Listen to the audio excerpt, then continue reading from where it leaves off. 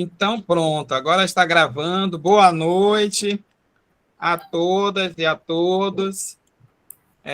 Queremos desejar uma noite aqui importante de estudo para todos nós. Eu sou o professor Paulo Roberto de Jesus Silva, sou o líder do Grupo de Estudos e Pesquisa na área do Atendimento Educacional Especializado, GEPAI, que da Universidade Federal do Maranhão. É um grupo também que nasce ali no colégio universitário, né? E eu sou um jovem senhor negro de 44 anos já, cabelo escuro, ondulado. No momento eu estou utilizando um óculos de tela escura, minha camisa é cor vinho, o fundo eu estou na minha sala aqui, mais uma vez, nas atividades remotas. Eu tenho 1,70 m, então tenho a estatura média do brasileiro, né, pelo menos aqui da nossa região. Meu sinal é uma configuração de P, tocando no meu braço, onde eu tenho um sinal, estou mostrando uma configuração de P na mão direita, tocando no meu braço esquerdo, próximo ao cotovelo, onde eu tenho um sinal, esse é meu sinal em língua de sinais. Quero agradecer aí a participação de todos. A gente pensou nesse momento, esse ciclo de estudo aí no finalzinho do ano, e ficamos pensando quais temáticas seriam interessantes para que pudéssemos discutir aqui, conversar, chamando alguém que está um pouco à frente nas discussões, e a partir daí os colegas poderem se manifestar. Por isso que nós não abrimos uma grande discussão, que a gente tem um canal no YouTube, um canal do GEPAI, né, tem bastante inscritos, só que o YouTube perde um pouco esse espaço de conversa, de perguntar mesmo, de se posicionar. Então, a gente optou em fazer no Google Meet. Então, esse momento de estudo, em temáticas que sejam bem atuais, que estão gerando ou vão gerar impactos na educação especial, na educação inclusiva. Nós que atuamos aí já há um bom tempo. Então, esse é o objetivo do estudo. E a gente quer agradecer aqui todas as instituições que nós fomos convidando mesmo no WhatsApp, no privado. Nós convidamos pela UFMA os grupos de pesquisa em educação especial. Eu estava dizendo aqui para a Thaís, que é minha esposa, o grupo de pesquisa mãe, o grupo da professora Marisol, está aqui presente, que é o grupo de pesquisa do mestrado em educação. Tem também o grupo de pesquisa da professora Cassiana, que está aqui presente. Quero agradecer às duas professoras, também do mestrado em ensino da educação básica da Universidade Federal do Maranhão. Convidamos o outro grupo, são 4 grupos de pesquisa em educação especial na universidade. O GEPAI é o caçula, é o mais novinho, está aprendendo, está se desenhando. Vai completar agora 2 anos, né? Nasceu no meio da pandemia, no momento mais denso. Então, também tem o grupo. Quero agradecer aos colegas do Colum, ao Colégio de Aplicação, e do NAPNE, né, que é o núcleo onde nós atuamos. Quero agradecer os colegas da DARCE, que é a Diretoria de Acessibilidade da Universidade também, Federal do Maranhão, a professora Nilza. Eu não sei se ela já está aqui conosco, mas a DARCE está aqui muito bem representada. Inclusive, agradecer pela disponibilização de intérprete, né? Mesmo com um tempo curto, conseguiram nos dar esse suporte. Muito obrigado. Outros colegas da universidade, quero agradecer também a presença aqui do Ministério da Educação, na pessoa da professora Linaí, que está presente, que compõe uma coordenação da Diretoria de Educação do Ministério da Educação. Muito obrigado, professora Linaí, obrigado. Não sei se a professora Rosana vai poder vir, mas foram convidadas, né? E a professora Linaí tem uma agenda de 19 horas, vai pegar ainda uma parte boa, talvez a discussão não, mas vai pegar as informações aí da nossa querida convidada. Muito obrigado, então, ao Ministério da Educação, que está presente. Paulo, por favor. A física, eu sou maranhense. maranhense, como nós, aqui a maioria. Maranhense. Moro em Brasília há muito tempo. Cresci aqui, aliás, não cresci muito, porque eu sou pequenininha, viu, gente? Como uma boa maranhense, eu sou pequenininha. Mas me criei aqui, como a gente fala aí, né? E já sou professora aposentada, maranhense com muito orgulho. Que bom. Então, nós também queremos... Pode falar, professora. Vai falar, desculpa. Eu não sei se você falou para eu me apresentar, foi isso? Eu estava lhe apresentando, mas pode se apresentar também. Então, nós trabalhamos aqui no Ministério da Educação, eu já sou professora aposentada da Educação Básica, trabalho no Ministério da Educação na coordenação de política, regulação e formação de profissionais da educação especial. E o grande prazer que tive recentemente no MEC foi conhecer o professor Paulo, como o nosso consultor. Era só isso que eu queria falar. Obrigada. Obrigado, professora. Quero agradecer também aos colegas do IFMA, que estão presentes, Instituto Federal de Ciência e Tecnologia do Maranhão. Tem muitos colegas do IFMA, instituição que eu vim de redistribuição, né, de 2019 para a universidade, e o IFMA, todo mundo sabe que mora no meu coração cabe o IFMA, nunca vou deixar de ser o IFMA também. Quero agradecer também a SEDUC, né, muito bem representada, aqui o professor Costa, não sei se ele está presente, a professora Rosane, a professora Marinilce, Isabela. Nós estamos aí com um grande desafio que a UFMA, junto com a SEDUC, resolveu encarar, porque existe um dado na educação brasileira que 60% dos professores do AEE não têm formação específica. Então, nós estamos desenhando aí articulando uma grande formação, não sei como vai ser isso, mas já sabemos, na verdade, eu fico brincando. É um desafio aí que nós estamos dialogando. Então, a SEDUC, muito obrigado. Agradecer também a CEMED. A gente tentou convidar as CEMEDs, conseguimos, acho que tem pessoas de São Luís, da CEMED de São Luís, CEMED de Codó também. A gente tinha mandado as 100 vagas distribuídas, né? Aí as pessoas não responderam no prazo, que era dia 5. Aí eu vou abrir vagas. Aí eu abri 60 vagas, começou o pessoal a mandar. Eu abri um site no Even depois. Não, eu vou abrir um site para ver. Aí o Costa mandou a cartinha lá para o pessoal das secretarias municipais. Aí eu baixei para 40, baixei para 10, baixei para 5, só consegui, criei um Even para uma inscrição, porque não tinha mais vagas, né? O pessoal foi dando os nomes. Então é isso, nossos colegas estão colaborando, o GPAI, que é o nosso grupo, todo mundo colaborando, mas de forma especial quero agradecer a Edilânia, que está com o nomezinho ali, GPAI, quem dialogou comigo altas horas aqui, os nomes vai, nome vem, faz tabela para ver quem vai entrar, quem não vai entrar. E é isso, pessoal, a gente quer realmente agradecer. A metodologia dessa noite, que nós pensamos foi a seguinte: a gente vai conceder o tempo de 40 minutos a 50 minutos para a Indiara, que eu vou apresentá-la,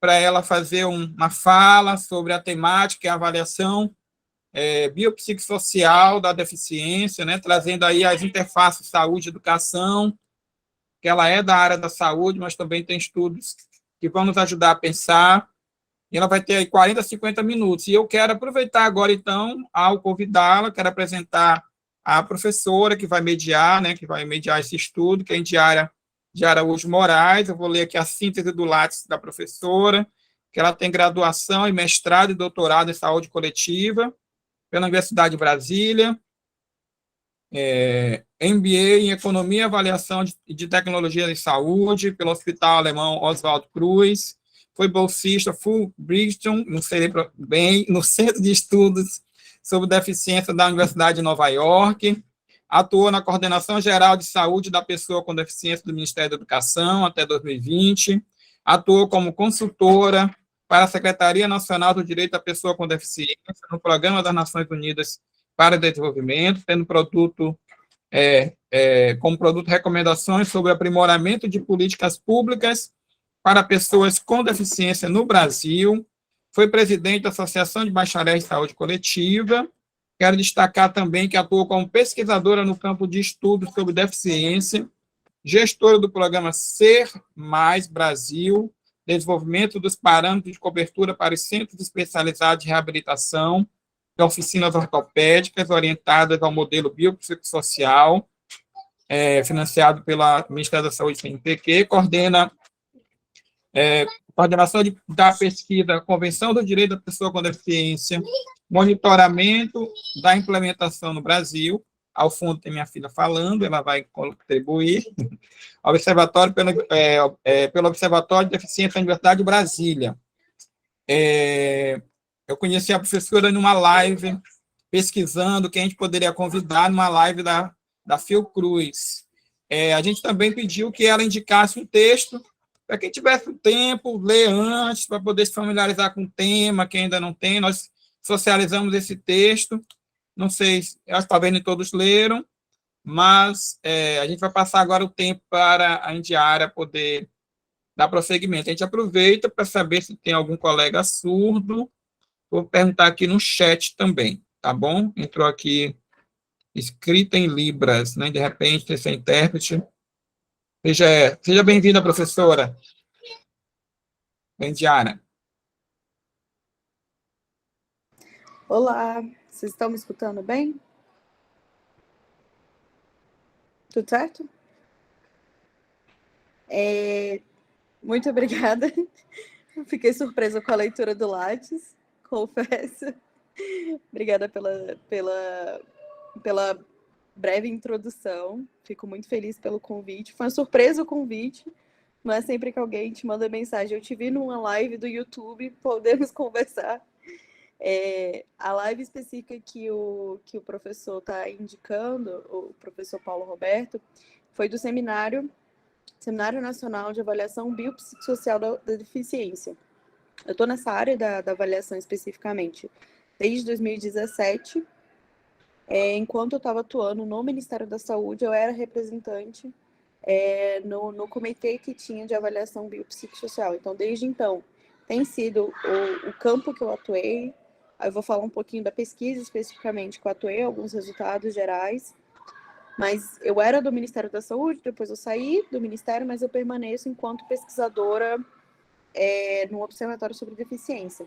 Meu doutorado é sobre avaliação biopsicossocial da deficiência. Até brinquei com o meu orientador que é a primeira vez que eu vou falar um pouco sobre minha tese de doutorado, que é realmente o meu objeto. Então, eu coloquei uma apresentação, eu não sabia exatamente o público, então eu trouxe um pouquinho do que a teoria que embasa a avaliação biopsicossocial, que no caso da avaliação da deficiência, ela é essencial, a teoria. Porque a partir da teoria que eu defino a legislação, que a partir da legislação eu defino a forma de avaliação. E o jeito que eu avalio, eu digo sobre o contexto social ou não dessa pessoa. E esse é um grande debate um debate desde 2008 no Brasil. Então, temos aí 14 anos de avaliação, de discussão, principalmente entre os ministérios, que essa discussão tem sido muito federal, e em algumas esferas da academia. Mas eu vou compartilhar aqui rapidinho. Eu só vou precisar que vocês me digam se estão vendo.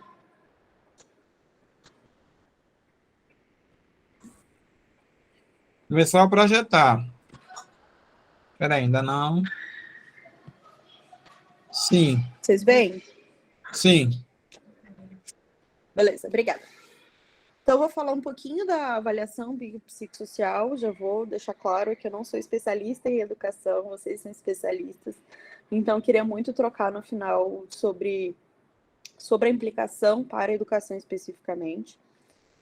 E a educação é realmente a minha área de especialidade, mas, ao mesmo tempo, direitos humanos também é a área que eu estou pesquisando com a pesquisa sobre a convenção. Inclusive, um dos eixos principais da minha pesquisa sobre convenção é entender como a educação está chegando nas pessoas com deficiência, como a saúde está chegando, como a assistência social, porque é muito difícil ter uma pesquisa que seja tão abrangente como a que eu vou falar também para vocês. Tá? Passou? Eu não consigo ver a tela. Não passou. Agora passou. Passou? Perfeito. Então, os tópicos que eu vou abordar na apresentação é contextualização geral sobre a deficiência, os conceitos, falar como é a avaliação da deficiência aqui no Brasil e uma perspectiva internacional. Falar um pouquinho do Índice de Funcionalidade Brasileiro Modificado, que é o objeto que eu estudo enquanto tese de doutorado. As implicações para a saúde e educação. Então, são esses 4 eixos dessa apresentação. Iniciando com o primeiro tópico. A nossa sempre pergunta para qualquer coisa na teoria, na política, na legislação é: quem é a pessoa com deficiência? E vocês que também trabalham na área sabem que a caracterização da deficiência, ela parte dos conceitos sujeitos às dinâmicas sociais históricas, sendo dessa forma os sujeitos produtos de seu tempo. Então, a depender da época que você olha, tem um conceito de deficiência diferente. Se eu fosse há 100 anos atrás, era um conceito. Se eu fosse 20 anos atrás, era um conceito. Literalmente, 20 anos atrás era o conceito de legislação que dizia quem era a pessoa com deficiência. Há 5 anos atrás é outro conceito. Então, cada momento é o jeito que a gente pensa. Tanto que a Convenção Internacional dos Direitos da Pessoa com Deficiência, ela diz que a deficiência é um conceito em evolução. Porque justamente tem essa carga histórica de ser um produto do jeito que a gente enxerga a forma de viver. Tanto que a deficiência, muitas vezes, ela é colocada dentro dos artigos, dentro das discussões, como um resultado multicausal, multifatorial, e que é uma forma que ela se manifesta e ela é diferente para cada pessoa, para cada sujeito. A gente tem os modelos teóricos sobre deficiência, que eles descrevem o fenômeno da deficiência de formas diferentes. E eles fazem conceitos que impactam em legislações, que impactam em políticas, que impactam em acesso aos benefícios sociais. Às vezes, quando eu dou essa justificativa para muitos espaços, que nos espaços acadêmicos é normal a gente discutir teoria, é tranquilo discutir isso, mas ao mesmo tempo eu tenho que dizer o quanto que isso impacta na vida das pessoas. E no caso da deficiência, o conceito impacta em muita coisa, principalmente na avaliação. Porque se eu não sei o que é, como é que eu vou avaliar isso? Existem muitos modelos sobre deficiência. Uma coisa que eu descobri nesse processo de ida para o exterior, vinda, que cada país tem um processo teórico diferente. O nosso brasileiro, acho que o primeiro grande publicação sobre deficiência aqui no Brasil foi da Débora Diniz em 2007, lá na Universidade de Brasília. E esse primeiro livro dela, ela traz os conceitos grandemente, os conceitos do modelo biomédico e o modelo social da deficiência. E o modelo biopsicossocial, ela traz um pouco mais. E aqui no Brasil, a gente sempre tem uma confusão, não uma confusão, a gente mistura muito modelo social e modelo biopsicossocial. Porque para nós, no nosso discurso teórico, enquanto Brasil, a gente tem uma estrutura social diferente da maioria dos outros países. Por exemplo, o modelo social, que eu vou falar daqui a pouco, ele é uma característica muito da Inglaterra, que foi onde a gente importou isso. A mesma coisa do biomédico, que ele é nacionalmente, internacionalmente, a mesma coisa em todos os países. Mas o modelo biopsicossocial é uma característica que a gente absorveu, que é uma característica europeia. Se eu fosse estudar um modelo teórico nos Estados Unidos, que foi o que eu tentei fazer, é outra característica. Eles consideram esses modelos, mas ao mesmo tempo eles têm outra visão, que é um modelo mais político, de identidade. Eu achei muito interessante isso, porque eles dizem que existem 2 conceitos. Existe o conceito de aquele que está na legislação, que você ganha benefício ou não ganha benefício. E tem a identidade da deficiência, que você se identifica enquanto pessoa com deficiência. E se você se identifica, você é uma pessoa com deficiência. Ponto. Socialmente, teoricamente. Mas para a legislação, é aquilo que eles colocam lá na legislação. Então, é muito diferente do que a gente está tentando fazer aqui no Brasil. Que, na verdade, a legislação, ela reflita aquilo que a gente discutiu na teoria, dentro da academia, dentro dos espaços, dentro dos congressos. Então, são modelos diferentes. Por isso que aqui no Brasil eu coloquei esse destaque só dos 3 modelos, que que é aquilo que você vai ver nos artigos, que é aquilo que você vai ver nas teorias, que vai ver nas discussões. E eu vou detalhar um pouquinho cada um deles. No modelo biomédico da deficiência, eu tenho um conceito teórico que diz que deficiência enquanto anormalidade biológica, psicológica do impedimento, que é dada ênfase nas capacidades e limitações dos indivíduos, com a presunção de inferioridade biológica ou fisiológica.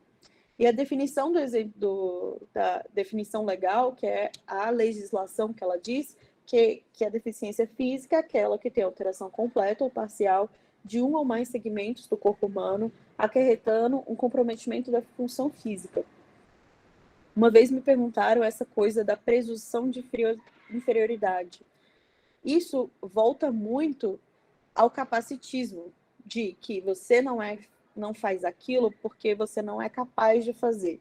Por isso que essa ideia da presunção de inferioridade é sobre a capacidade do seu corpo e aquilo que ele faz ou não faz.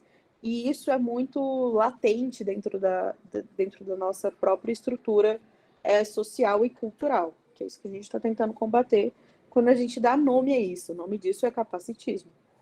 Então, a gente tem essa definição legal que ela traz uma consequência. E a consequência disso é que a avaliação, considerando o modelo biomédico, é a avaliação médica com atribuição de um CID correspondente a uma legislação. Então, se eu tenho paraplegia, que é um dos itens, uma das condições que está escrito nessa legislação, e um médico me dizer que eu tenho essa paraplegia e ele me dá um CID, isso é o tipo de avaliação feita hoje, atualmente, dentro do modelo legislativo estadual, do Estado brasileiro. Então, é isso. Eu tenho um conceito, eu tenho a definição legal e eu tenho um tipo de avaliação. Já no modelo social, que foi muito interessante, é que o conceito do modelo social é que a deficiência como opressão social que deve reconhecer que existem desvantagens sociais, financeiras, ambientais e psicológicas das pessoas com deficiência, e que isso tem origem social como um produto histórico. Dentro de muitos autores, eles dizem que existe uma dicotomia entre modelo biomédico e modelo social. Eles são os dois extremos. Inclusive, recentemente, eu estava relendo os artigos dos autores que fizeram o modelo social lá na Inglaterra, e eles dizem que realmente é uma dicotomia. Eu não quero que o médico tenha a posição de me dizer o que eu posso ou não fazer. Eu não quero que ele tenha esse poder na minha vida. Então, a lógica do modelo social é que o problema não sou eu. O médico não tem que dizer que esse é meu problema. O problema da sociedade é que não está adaptada a mim. Porque a deficiência é uma característica humana. Então, eu só sou uma pessoa com deficiência porque a sociedade não é adaptada. Só um minutinho, gente.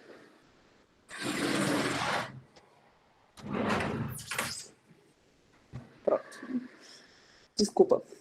E a consequência disso é ótima, no sentido do modelo social, porque eu tenho construções de políticas de inclusão, como assistência social, educação especial, empregabilidade, entre outras. Então, o Shakespeare ele sempre fala que, embora o modelo social ele não tenha uma definição clara de quem é a pessoa com deficiência, que é uma coisa que tem no modelo biomédico e tem no modelo biopsicossocial, ele traz outra pegada, que ele diz como melhorar o mundo, como tornar o mundo mais acessível. Então, essa é a grande importância do modelo social, é eu pensar políticas de inclusão. E o tipo de avaliação característico disso são as avaliações socioeconômicas de vulnerabilidade, que a partir delas eu vou pensar como melhorar a vida das outras pessoas.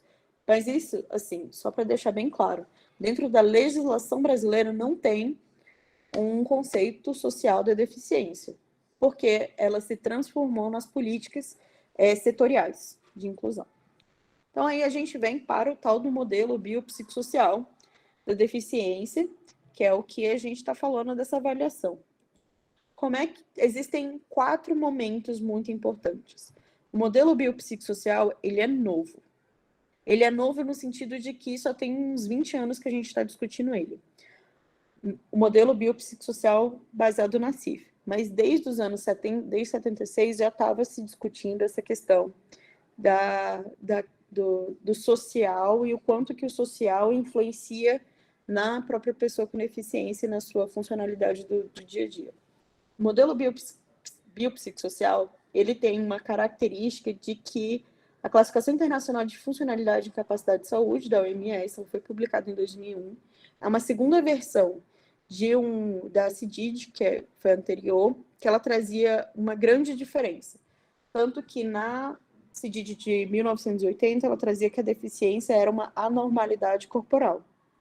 Enquanto na Classificação Internacional de Funcionalidade e Incapacidade, na CIF, que a gente chama, ela já diz que, na verdade, a deficiência ela é a soma de condições de funções corporais mais um ambiente, que isso tem uma restrição de participação e isso é deficiência. Então, o primeiro documento que ele traz isso, o documento oficial, tá, gente? Porque tem vários acadêmicos que já discutiam isso na época. Tem alguém com áudio ligado. A Ana Josélia. O áudio, Ana, por favor.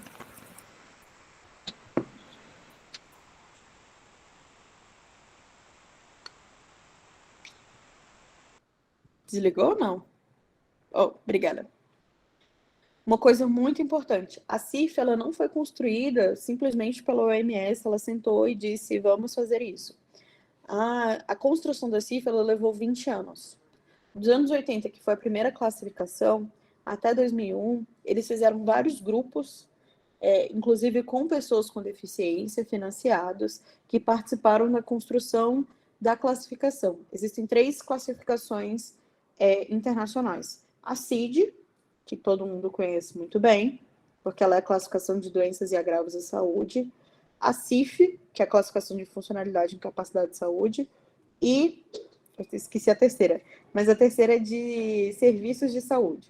Então, existem 3. Então, a CIF, ela tem uma lógica diferente, porque ela não trata a deficiência como o início, um problema corporal. Ela está tirando a deficiência, ela está dizendo que existem conjuntos de estruturas que se influenciam e que isso é deficiência. E essa lógica da CIF foi o que embasou a construção da Convenção Internacional dos Direitos da Pessoa com Deficiência, que, novamente, foram as próprias pessoas com deficiência que fizeram todo o movimento dessa aprovação e que mudou o conceito de deficiência, promovido pela própria ONU. Depois disso, a gente tem um relatório mundial sobre deficiência, inclusive um dos slides que eu trago alguns dados é do próprio relatório, e que ele traz essa grande dificuldade dos países analisarem e avaliarem a deficiência e terem conceitos sobre deficiência diversos. Então, cada país faz de um jeito. E a proposta, inclusive, da OMS é ter instrumentos padronizados que avaliem deficiência. E nesse seminário que o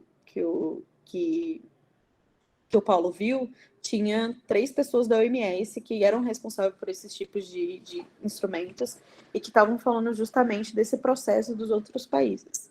E, por fim, a gente tem a Lei Brasileira de Inclusão, que é o Estatuto da Pessoa com Deficiência, e que ele ratificou esse conceito de deficiência a partir do modelo biopsicossocial. E aqui é a estrutura lógica da CIF.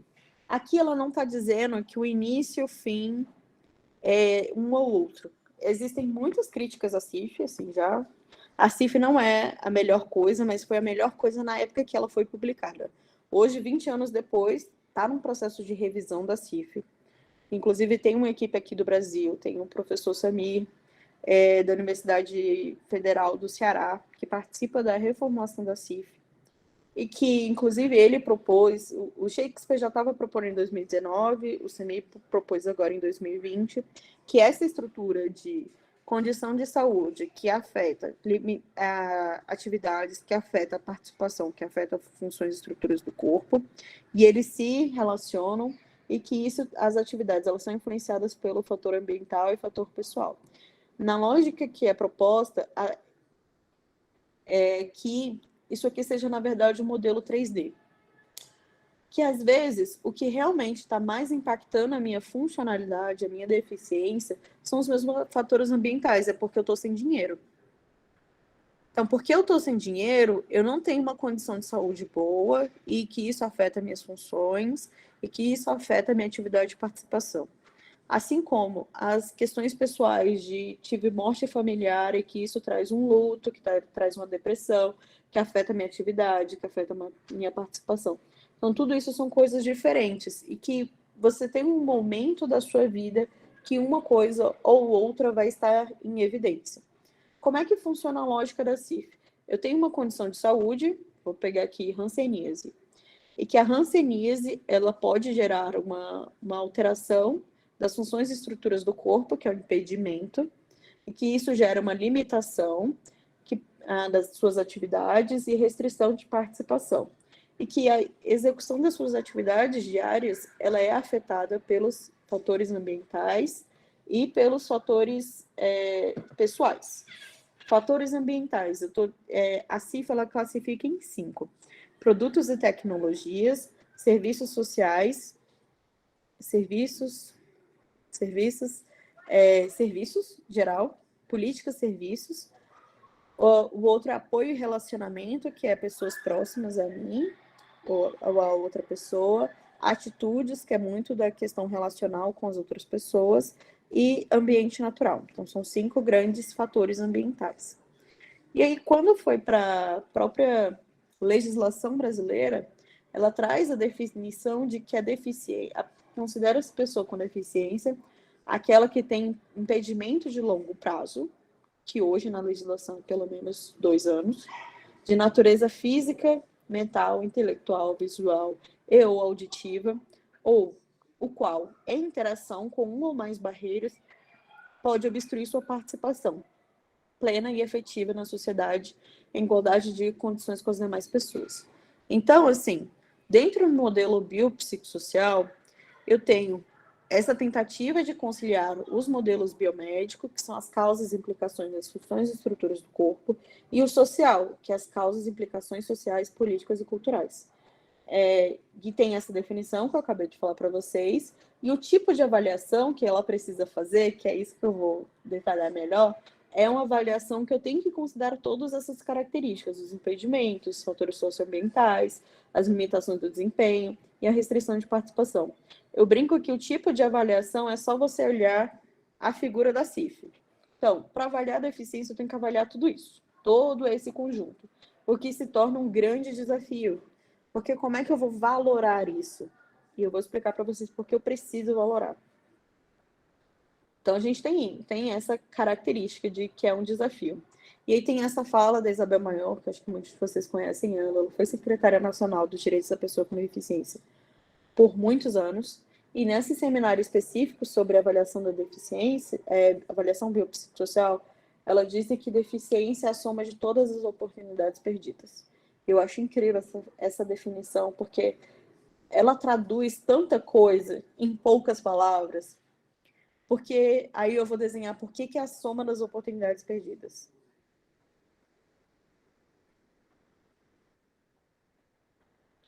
Porque, primeiro, eu tenho um impedimento. A gente vai partir do impedimento corporal e ou mental. Lembrando que deficiência mental agora está caracterizada dentro da LBI, assim como deficiência intelectual, que são 2 coisas diferentes. Eu somo esse impedimento com barreiras ambientais, que são qualquer entrave, obstáculo, atitude ou comportamento que limite e impeça a participação social da pessoa, bem como gozo, fruição, exercício de seus direitos à acessibilidade, liberdade de movimento, a comunicação, acesso à informação, a compreensão, a circulação, como segurança, entre outros. Então, eu tenho que ter um impedimento, tenho que ter algum entrave, obstáculo, atitude, comportamento. E que isso vai me gerar a restrição de participação. Então, isso é a deficiência, é a soma das oportunidades perdidas. Porque eu tenho um impedimento, porque eu tenho barreiras. Aí eu vou trazer um pouquinho que provavelmente vocês já sabem, mas é bom lembrar, que existe uma terminologia a partir desde a convenção e agora com a LBI que ratificou isso. Não existe pessoa portadora de deficiência, pessoa com necessidades especiais, especial, pessoa deficiente, portador de necessidades especiais, que para mim é pior, em todos os sentidos. use sempre pessoa com deficiência, para qualquer coisa.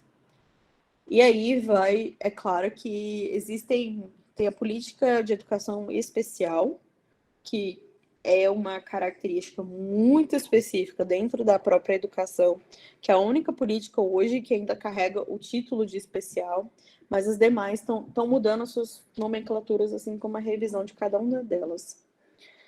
E aqui no mundo tem 1 bilhão de pessoas com deficiência, sendo essa população mais propensa a ser de baixa renda, sem oportunidade de educação, emprego e com consequente exclusão social e baixa qualidade de vida. Esse é o relatório Missing Billion, que é o acesso de saúde para 1 bilhão de pessoas. E esses dados, o dado de ser 1 bilhão de pessoas é a partir do Relatório Mundial da Saúde. E aí essa equipe de pesquisa, que é lá de Londres, que é do Centro de Evidências sobre Deficiência, eles fizeram essa revisão mostrando que tudo aquilo que a gente já sente na realidade, né? O Tom Shakespeare, que realmente é um autor que eu gosto muito, porque ele publica bastante sobre deficiência, ele traz que qualquer pessoa que faz uma pesquisa qualitativa já sabe disso. Mas aí, olhando na perspectiva das políticas públicas, o gestor precisa ver que existe isso e precisa dar número. Mas, ao mesmo tempo, a gente que é da pesquisa quali também já sente isso no nosso cotidiano. No Brasil, especificamente, tem a Pesquisa Nacional de Saúde, de 2019, que é a pesquisa mais recente com os números nacionais, que traz que 17,3 milhões de pessoas com deficiência, sendo 8,4% do total da população de 2 anos ou mais. Aqui eu trago meu desconforto, não, assim. Eles usam um padrão do Washington Group para dizer quem é pessoa com deficiência. Existe um questionário de funcionalidade e aquelas pessoas que são classificadas como moderadas ou grave na perda de funcionalidade, eles identificam como pessoas com deficiência. Mas é muito na ótica da política pública, tá, gente? Olhando para a política pública, se a pessoa tem uma perda de funcionalidade leve, poderia ser caracterizada como pessoa com deficiência, não deveria saber que existem essas pessoas também, não só o moderado e grave, porque muitas políticas nossas, enquanto Estado, são pessoa com deficiência tem ou não tem. Agora, a gradação é uma novidade, inclusive, para os dados do IBGE, porque esses dados são fornecidos por eles. E aqui, segundo os dados dessa pesquisa, 12,3% das pessoas com deficiência em Sergipe, que é o maior percentual. Entre todos os estados, do total de pessoas com deficiência, 49,4% possuem 60 anos ou mais e 32% estão entre 40 e 59 anos. Então, a gente percebe que a população com deficiência ela é um pouco mais velha. Acima de 40 anos, temos aí 80% das pessoas com deficiência são acima de 40 anos. Então, como pensar políticas públicas para elas? Dentro da pesquisa nacional, que é um pouquinho dos tipos de deficiência e nível de instrução, que eu achei interessante para trazer para vocês. Esse é a distribuição percentual das pessoas com 18 anos ou mais, com e sem deficiência, segundo os tipos de deficiência por nível de instrução. Dentre as pessoas sem deficiência, o maior percentual é médio completo e superior incompleto, que é esse verde. Enquanto nas pessoas com deficiência, 67,6% elas não têm instrução e têm fundamental incompleto. Nós já sabemos que são uma população mais velha e uma população sem instrução e com fundamental incompleto, sendo o maior percentual dentre as pessoas com deficiência mental ou intelectual. Porque outro problema dessa pesquisa é que ela junta intelectual e mental numa coisa só. E só pergunta sim ou não. Você tem deficiência mental ou intelectual? Sim, não. Então, das pessoas que responderam isso, 78,4% elas não têm instrução e fundamental incompleto. Então, a gente tem que ver a vulnerabilidade dessas pessoas.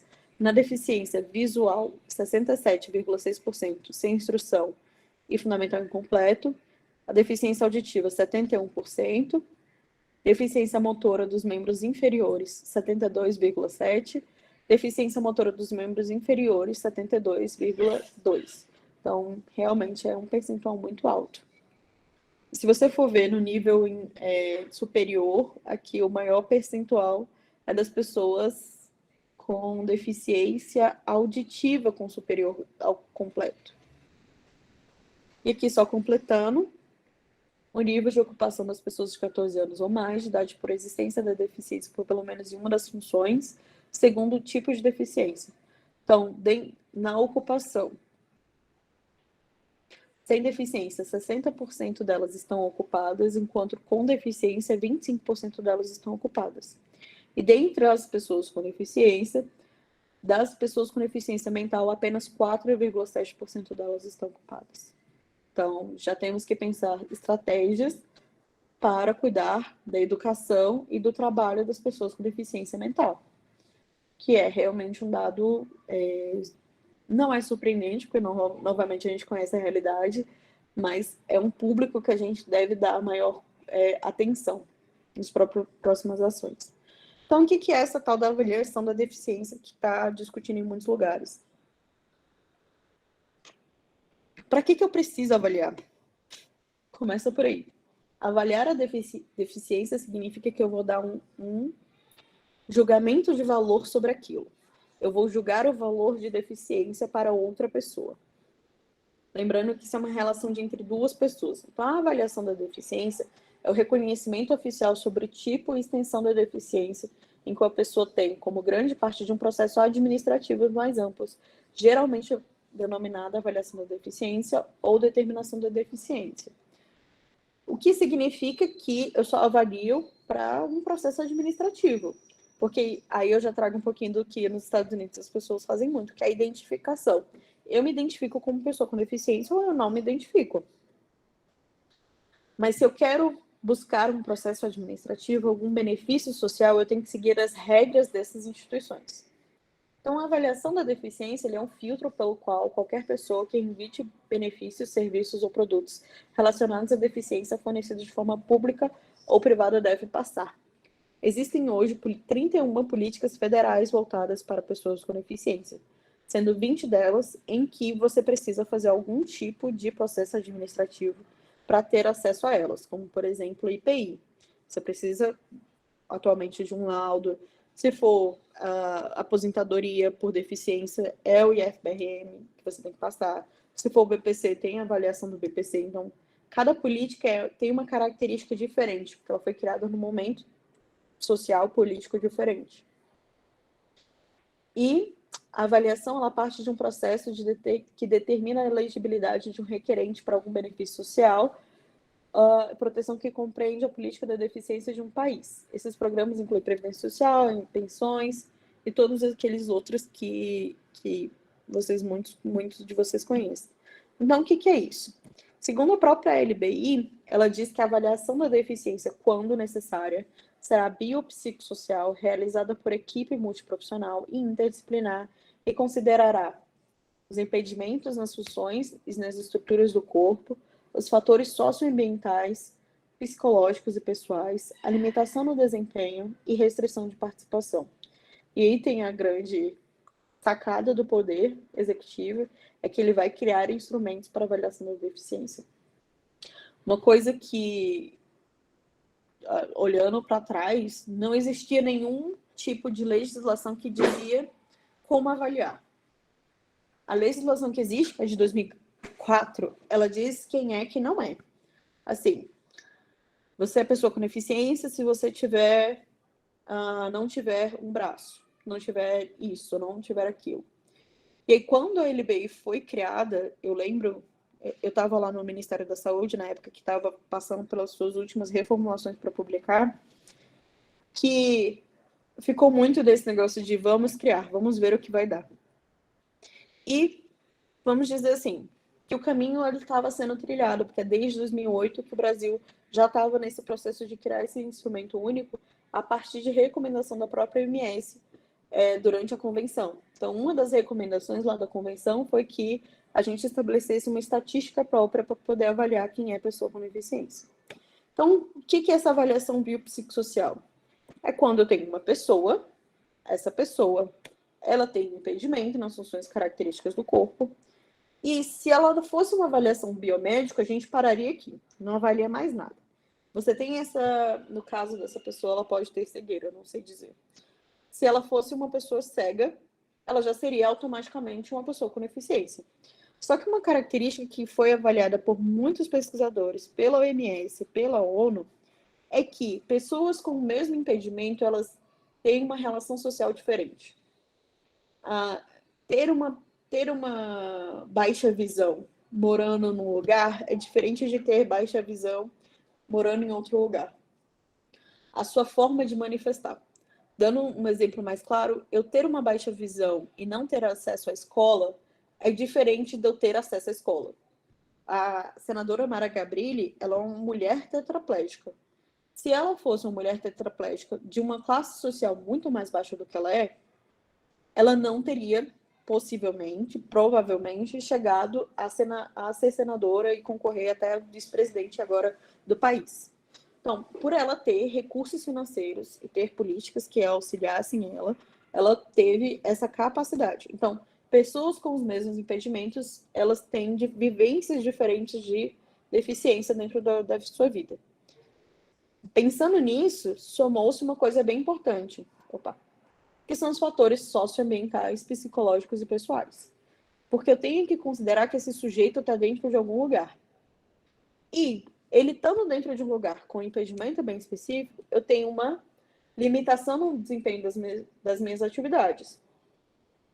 Eu consigo fazer tal coisa desde que com a ajuda de alguém. Eu consigo amassar os meus cadarços desde que seja possível. Tem uma professora da Universidade Federal de Uberlândia, que era uma colega da pesquisa de validação. Ela é uma mulher extremamente ativa em todas as características. Professora, concorreu a ser reitora da universidade, só que ela sempre precisa de um acompanhante em todos os lugares que ela vai. Quando ela ia fazer pesquisa de campo, ela ia com acompanhante. Então, sempre tem alguém para auxiliar, mas ela era autônoma. Ela não desenvolvia algumas atividades com independência, mas ela era autônoma no seu cotidiano, nas suas decisões. Então, tem sempre coisas que a gente precisa avaliar. E ela era uma mulher que tinha acesso a muitos recursos por ser uma professora universitária, mas se ela não tivesse sido uma professora universitária, então a gente sempre vê isso dentro da própria educação, que uma coisa é consequência da outra. E no final das contas, a gente está avaliando a restrição de participação, que é o resultado disso. Então, a avaliação biopsicossocial é colocar a pessoa no centro, como está nessa imagem. Eu coloquei ela no centro e vou avaliar tudo isso nela. E eu tenho que considerar que isso é uma avaliação única, individual, da sua vivência, da sua característica. O que eu preciso ter enquanto avaliação é que eu tenho padrões gerais. Eu tenho que perguntar sobre amarrar o cadastro para todo mundo. E aí cada um vai se desenvolver e eu tenho métricas diferentes, porque as pessoas são diferentes. Então esse é o grande desafio da avaliação biopsicossocial. E eu vou repetir, se eu estou avaliando só os impedimentos, isso é avaliação biomédica, não é avaliação biopsicossocial. Biopsicossocial é só quando eu tenho todas essas características dentro do mesmo instrumento, dentro do mesmo processo de avaliação. Se eu avalio primeiro os impedimentos e se ela falar assim, essa pessoa entra ou não entra para uma avaliação biopsicossocial, isso já não é avaliação biopsicossocial, porque eu já estou dando a régua antes da pessoa entrar na avaliação. Então, a avaliação ela tem que ser conjunta. Eu vou falar isso por conta do que aconteceu politicamente. Teve dentro da história do Brasil, o Brasil contratou, em 2008, a Universidade do Rio de Janeiro para construir um instrumento de avaliação da deficiência que fosse de acordo com as nossas características sociais. E desde então a gente vem discutindo isso por várias validações, várias contratações, vários instrumentos, muitos comitês, como é que vai ser essa avaliação. E recentemente, o último organização que teve foi um GTI, que é um grupo de trabalho interministerial, e que ele estava discutindo em FBRM, junto com outros instrumentos, e eles criaram essa árvore linda. E o problema central que saiu nesse relatório aqui, gente, as pessoas com deficiência não têm reconhecimento da sua condição de acordo com a legislação vigente.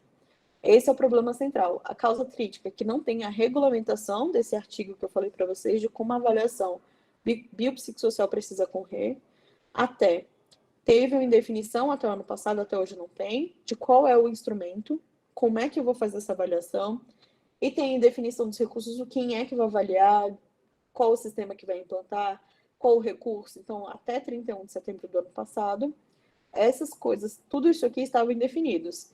Isso estava gerando uma consequência que é a avaliação hoje, até o momento, ela é realizada apenas a partir da perspectiva biomédica, em descompasso com a LBI. O sistema binário de avaliação gera focalização da política, nem sempre alcançada quem tem maior restrição de participação na sociedade. Judicialização é desnecessária. Realização de avaliações diversas por parte de pessoas com deficiência para acesso a diferentes políticas públicas. Existem pessoas que são pessoas com deficiência para uma política e que não são para outra, o que é absurdo. A ampliação das desigualdades sociais e regionais das pessoas com deficiência no país. Tem gente em um estado que consegue acessar algumas coisas e outros lugares não. Os dados não são uniformes para a elaboração das políticas públicas. Isso é um problema que, inclusive, hoje eu enfrento dentro da pesquisa, porque a gente elaborou indicadores para todas as políticas, mas quando a gente vai buscar esses indicadores, não tem resposta. E aí a gente teve que fazer um trabalho de coleta primária, inclusive, peço até apoio de vocês depois, para a divulgação dessa pesquisa, porque eu preciso entrevistar pessoas para perguntar se elas estão com acesso ou não estão com acesso. E eu preciso saber que acesso que elas têm e o que eu preciso melhorar. E aí você tem bancos de dados não padronizados de forma alguma, a gente não tem uma interoperabilidade entre sistemas, realização de avaliações da mesma pessoa por parte do poder público para cada política pública que se pretende. O pessoal fala muito que é a procissão do laudo. Você vai num laudo, pede uma coisa, vai no outro, pede outra coisa, vai para outra política, pede outra coisa. Aí para a escola tem que ser um relatório. Para conseguir uma OPM, outro relatório. E assim vai seguindo, é uma procissão mesmo, porque cada lugar pede de um jeito. Então, tudo isso está dentro desse relatório de avaliação para implementação do Sistema Unificado da Avaliação Biopsicossocial da Deficiência, que é o ideal. O que seria esse sistema? A pessoa se cadastra, entra no sistema, vai passar por um processo de avaliação multiprofissional, interdisciplinar, e nessa avaliação ia sair o resultado e você ia estar com uma certificação que valia para todas as políticas públicas. Então, esse é o ideal. Mas a gente não consegue concordar no ideal. E esse é o problema. Hoje, é um conceito muito complexo, ele é dinâmico, multidimensional, e é difícil mensurar. E a CIF, ela tem uma linguagem padronizada para avaliar a deficiência, mas ela não diz a operacionalização para avaliar a deficiência especificamente. Ela fala sobre condições de saúde de forma geral. Existem corsets, existem para condições de saúde específicas, então tem um corset da CIF para paralisia e assim por diante.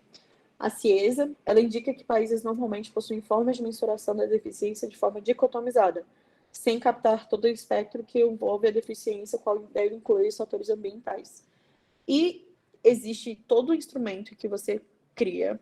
Enquanto cientista, a gente sabe que não é só criar. É criar, validar, reavaliar, fazer ajustes e depois colocar realmente à disposição para outras pessoas. E aqui tem essas abordagens do impedimento funcional e deficiência para avaliação da deficiência. Então, assim, se eu tenho uma abordagem, tenho um conceito, tenho um instrumento, tenho um critério. São coisas diferentes. Dentro da abordagem, eu posso ter avaliação só do impedimento, que isso é muito comum em muitos lugares. E aí o conceito é de que a deficiência é uma lesão, doença ou síndrome, e que é colocado dentro das funções e estruturas do corpo.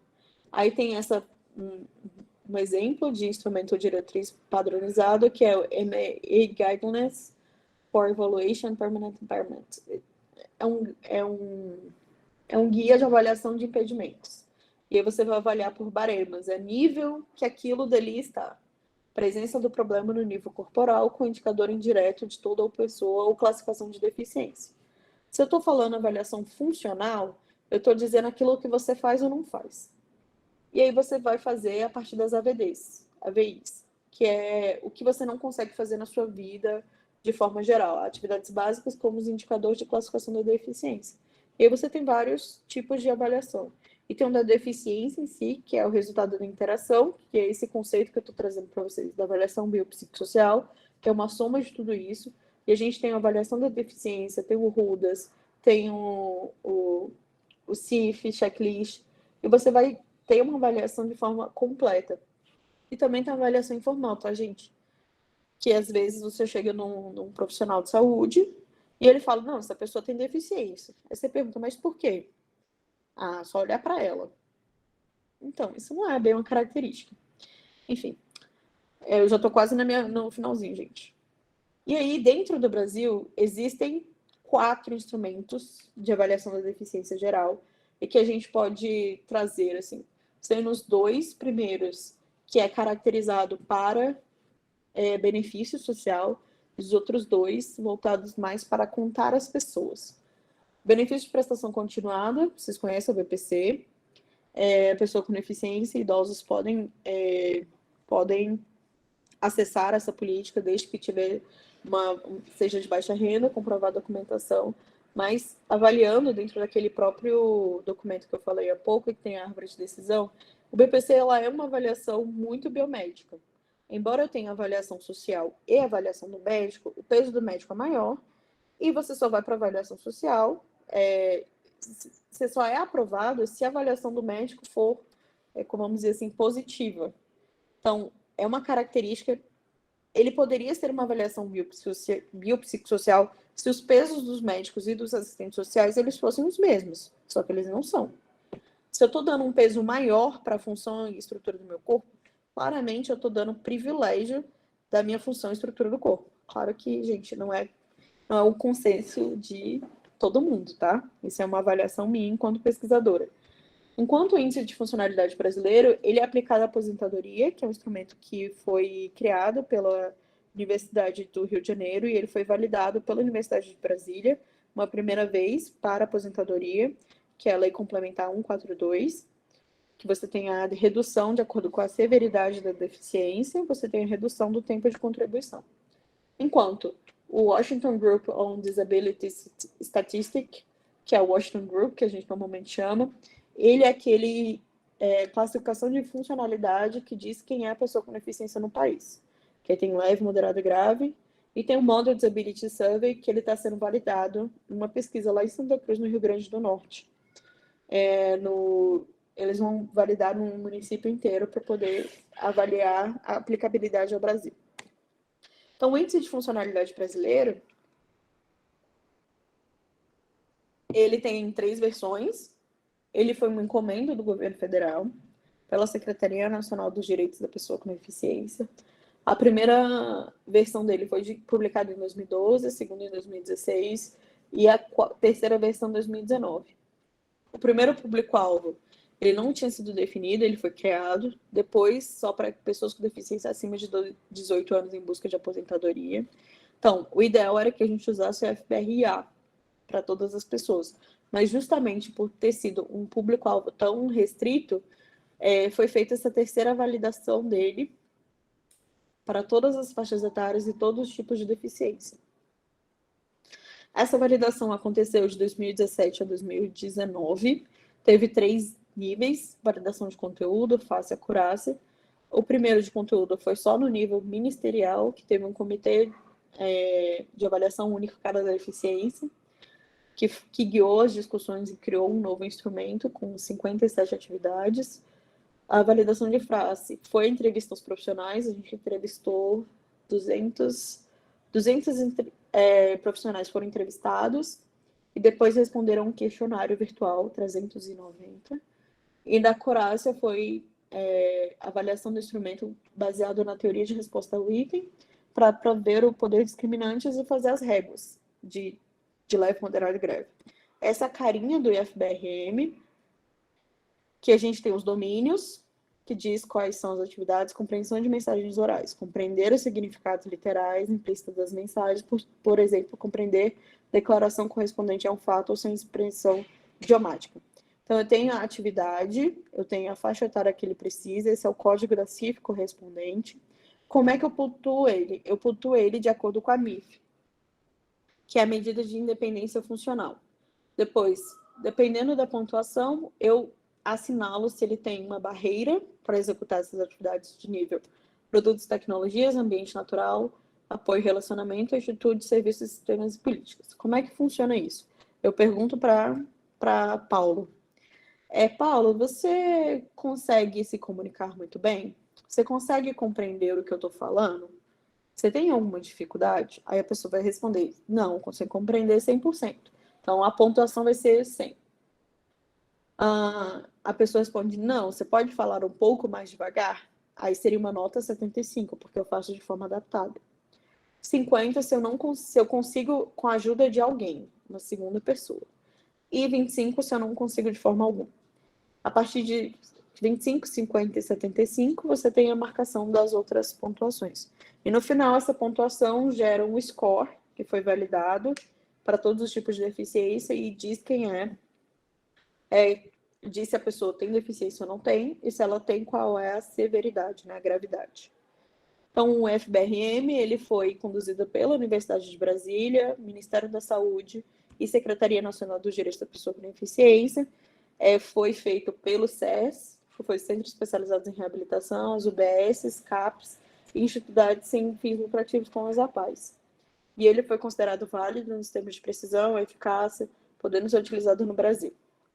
Aqui é um pouquinho dos dados do IFPRM, que foram 8.795 pessoas em todo o Brasil. Então, foram 17 mil avaliações, participaram pessoas de 57 municípios brasileiros diferentes.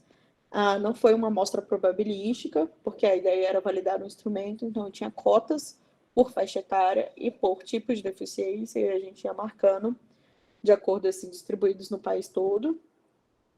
A percepção, que foi uma parte do questionário, é que se eles perceberam as barreiras, aqui a pergunta era, você acredita que as barreiras ambientais foram marcadas de acordo com a realidade da pessoa?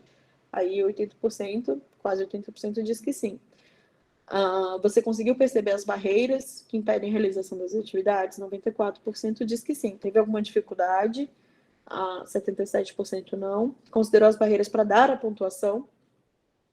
89% diz que sim. Você considera os fatores ambientais e pessoas afetam o resultado da deficiência? 62% diz que sim.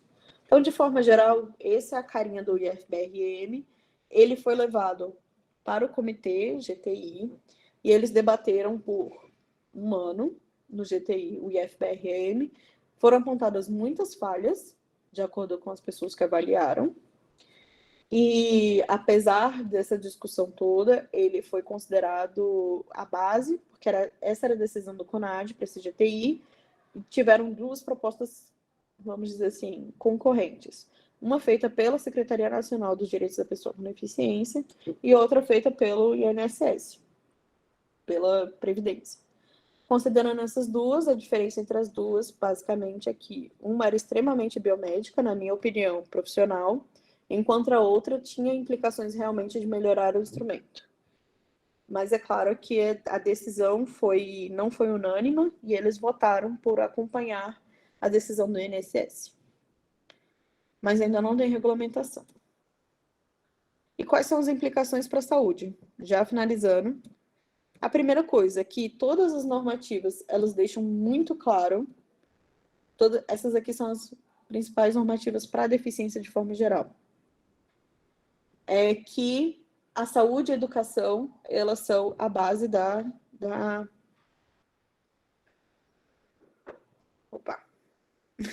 Elas são a base dentro da estrutura social do nosso país.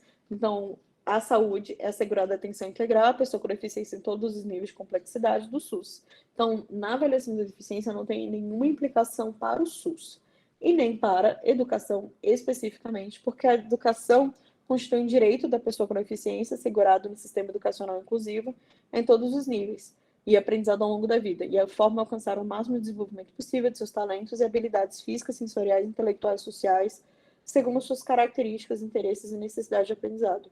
A dever do Estado, família e comunidade da sociedade assegurar a educação de qualidade, colocando a salva de toda forma de violência, negligência e discriminação. Então, A saúde e a educação é justamente as duas políticas que não são afetadas pela avaliação biopsicossocial, porque são políticas de direito aberto, assim. Ninguém pode negar direito à saúde nem à educação. São a base do nosso Estado. Só que tem algumas características interessantes. Por exemplo, na saúde, não só as pessoas com deficiência, que estão previstas aqui na LBI, que são as pessoas de longo prazo, são as pessoas com deficiência. Para a saúde, também são pessoas com deficiência, aquelas que têm deficiência temporária, progressiva, regressiva, estável, intermitente ou contínua. Então, dentro da rede curiosa da pessoa com deficiência, toda aquela que tem perda de funcionalidade, ela pode ser atendida dentro de um serviço voltado para pessoas com deficiência. Então, ela muda a lógica porque ela fica mais abrangente do que a própria LBI. Mas uma coisa que é bem interessante é que uma coisa, outra coisa, outra coisa. A LBI são as políticas gerais para as pessoas com deficiências, os benefícios dentro do Estado. Enquanto o SUS, ele é voltado para todo mundo na saúde. Então, tem essas diferenças entre a legislação e a política pública. E a mesma coisa aqui na educação. Aí, a educação diz que educação é assim. Mas a Política Nacional de Educação Especial, na perspectiva da educação inclusiva, ela diz que são pessoas com deficiência, transtornos globais de desenvolvimento, altas habilidades e superdotação. Então, as duas políticas elas são mais abrangentes do que a própria legislação, no sentido de promover. Então, aqui eu só trago aqui um pouquinho um complemento de que reabilitação é desenvolver as habilidades e talentos e aptidões de forma geral. Então, por isso, essa lógica de que não é para restringir, é para ampliar. Lembrando que qualquer pessoa pode se tornar pessoa com deficiência. Então, também tem essa perspectiva. E aqui um pouco do profissional de apoio escolar, eu trouxe destaque porque esse profissional não está regulamentado hoje. Meio que deveria ter sido regulamentado há uns 2 anos atrás, mas por conta de várias questões não foi. São justamente aquela pessoa que exerce a atividade de alimentação, higiene, locomoção do estudante com deficiência e a todas as atividades escolares nas quais se fizer necessárias, em todos os níveis e modalidades de ensino, instituições públicas e privadas, excluídas técnicas ou os procedimentos identificados na profissão legalmente estabelecidas. Aqui no Distrito Federal, ano passado foi um problema, acho que foi ano retrasado, foi um problema porque eles tiraram todos os apoios escolares e argumentaram de que isso não estava regulamentado. Então, é realmente uma grande briga das famílias, porque se eu estou promovendo a educação inclusiva, eu preciso do profissional de apoio escolar. É inerente à própria inclusão. Mas, enfim, vocês vão saber muito mais disso do que eu mesmo.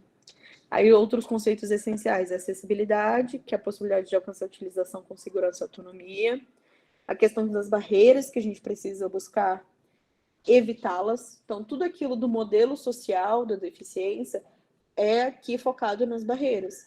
Porque aqui eu tenho que fazer política pública para atitude, para barreira arquitetônica, urbanística, transporte, comunicações de informação, tecnológica. Então, tudo isso precisa ser pensado quando eu estou pensando a deficiência na ótica do modelo social.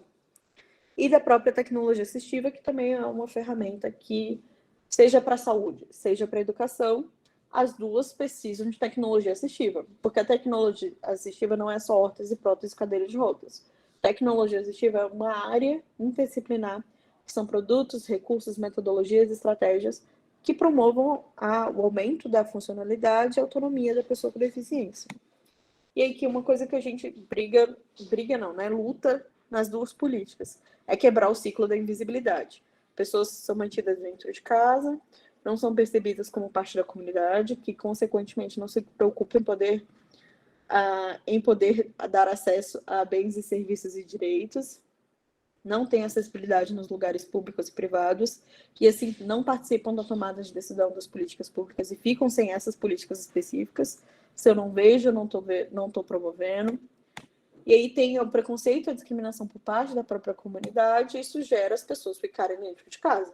Então, as duas ferramentas essenciais da política da pessoa com deficiência é saúde e educação. Então, isso que vai promover a inclusão. E aqui tem uma imagem que eu adoro, que é a questão da exclusão, segregação, integração e inclusão. Acho que dentro da política de educação a gente consegue ver todas essas etapas por anos e por estratégias políticas. E as ações inclusivas são necessárias para que possamos construir uma situação de presença e existência das pessoas com deficiência que influencie de forma cada vez mais significativa as relações sociais, diminuindo preconceitos. E aqui, uma coisa que todos nós, enquanto profissionais, a gente sempre diz que a igualdade é importante, mas igualdade é dar o mesmo para todo mundo, e que a gente tem que sempre buscar a equidade, que todos participem de acordo com a sua necessidade e tenha as ferramentas que são necessárias. É isso, gente. Obrigada. Passei 6 minutos. Obrigado, Indiara. Tranquilo aí no tempo. Muito importante sua fala, né, para todos nós. Eu vou também abrir aqui para perguntas. As pessoas podem levantar a mão ou escrever no chat. A gente também informa, colocamos uma frequência, não é para certificação, né, que é uma reunião mais para estudo, mas para a gente ter um conhecimento melhor de todos que estão aqui, né. É uma frequência bem simples. Você pode clicar aí no formulário e preencher. Vamos abrir para os colegas que queiram contribuir, acrescentar, perguntar, aproveitando que a Diária está aqui com a gente. Pode levantar a mãozinha. Nós que somos da educação, a Amanda está levantando a mão. Você pode levantando a mão e a gente vai dialogando. E Inaí. Então, vamos passar a fala para a Amanda e, em seguida, para a Inaí. E os demais colegas podem ir levantando a mão e a gente vai passando. Boa noite, você está me ouvindo? Sim, Amanda. Indiara, porque assim, com a tua fala, eu fiquei com uma dúvida, que na verdade já é do meu convívio social, né? Tanto em escola e em clínica, né? Que é das pessoas se referirem à criança deficiente com necessidades especiais, né? Sempre utilizam esse termo. E aí a dúvida que surgiu é em relação ao autismo. Porque a criança autista, ela pode ser deficiente intelectual, ela pode ter uma deficiência física, né? No caso da criança que ela é autista, a gente também, porque na lei é deficiente, mas a gente vai se referir, no caso da terminologia, como deficiente ou como autista? Eu vou responder.